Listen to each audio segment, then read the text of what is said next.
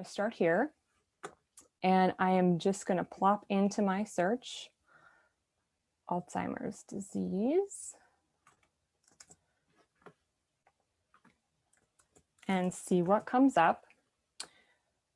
And the reason why I'm doing this, I already know that in PubMed there is filtering available, and one of the article types available is systematic review. Okay, but this may not always be, a perfect indexing of all of the systematic reviews that are out there on Alzheimer's disease. So we might want to expand the search a little bit.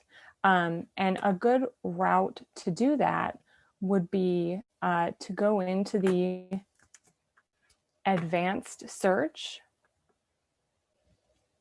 Okay. So we can pop into the box a search string that might be very helpful for us to get at more systematic reviews, and I'll put that in the chat here. But it's also replicated on that guide that we keep referencing. So we can add this to history. Go to actions, add to query, go to actions, add with and, add this to history, and see we've got 1,598 items. Again, I have to remember this still has the systematic review filter on it, so I'm going to want to take that off when I get back into the database. And hopefully it will work for me. But this is a really good way to kind of sum up, what are some of the systematic reviews that have gone on my topic. And you may be thinking, okay, Alzheimer's is a really, really broad topic.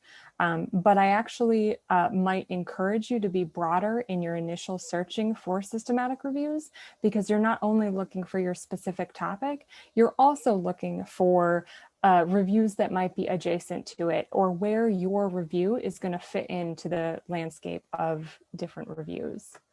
So if we uncheck systematic review at this point, we'll get a number that does not include or does not filter down to the systematic reviews article type. It may include some, but it is not filtered to just that.